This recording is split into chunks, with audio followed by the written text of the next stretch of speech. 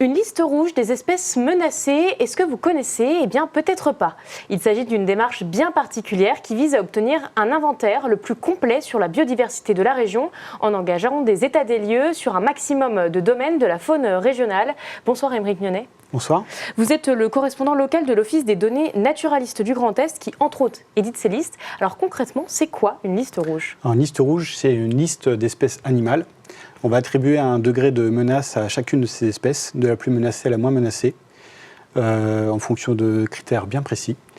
Et on va avoir ces listes pour différents groupes d'espèces, soit les mammifères, les oiseaux, les libellules, et en fonction aussi de différentes échelles géographiques. Il y aura des listes rouges mondiales, il y aura une liste rouge mondiale, une liste rouge pour la France, une liste rouge pour le Grand Est, voilà, ainsi de suite. Alors justement, on a une liste rouge juste sous nos yeux, donc c'est celle des oiseaux nicheurs, un dossier que vous connaissez particulièrement, puisque vous travaillez également pour la LPO.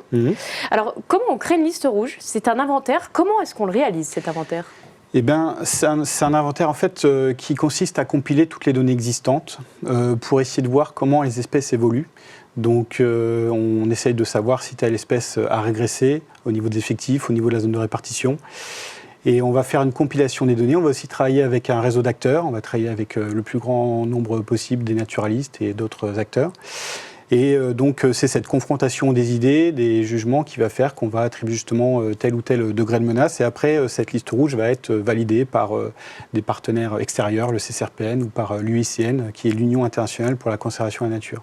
Alors, quand vous parlez de données, c'est des données chiffrées qui existent déjà, qui ont déjà été produites. Comment ça se passe un petit peu pour vous? Alors, elles sont effectivement produites. Ces degrés de menace, ils sont établis sur les temps d'évolution des espèces sur 10 ou 20 ans. Donc forcément, c'est des données qui existent.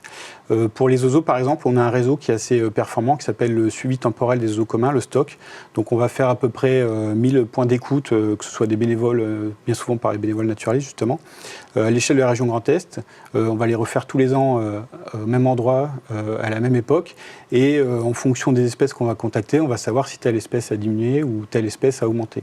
Alors concrètement, pour que les gens comprennent bien, vous ne sortez pas à l'extérieur, mais vous faites un travail plutôt de datage, j'ai envie de dire, dans un bureau. Voilà, effectivement, ce travail de compilation, mais il faut savoir que derrière, il y a quand même un travail extérieur, un travail sur le long terme, puisqu'on parle de pas de temps qui sont de l'ordre de 10, 20 ou 30 ans, ça dépend des espèces. Voilà.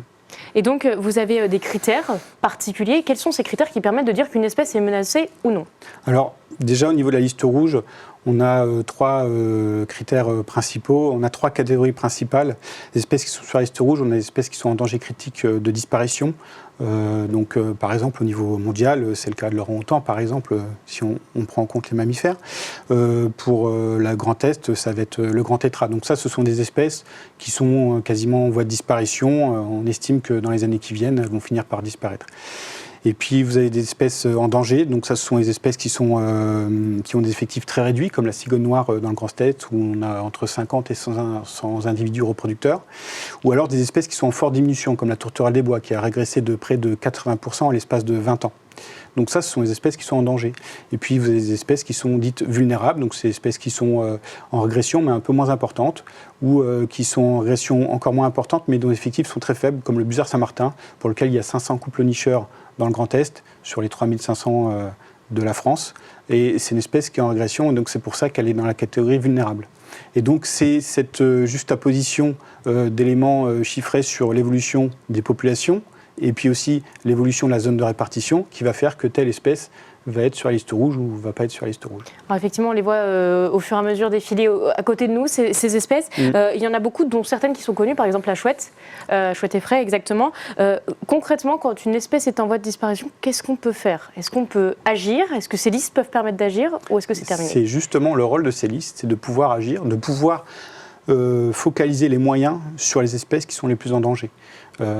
Et notamment tout ce qui est en matière de stratégie de conservation de la nature, ces listes-là sont utilisées dans ce cadre-là. Et des espèces qui sont, par exemple, qui ne sont plus menacées, on va arrêter de travailler dessus et on va essayer de mettre les moyens sur les espèces qui sont les plus en danger.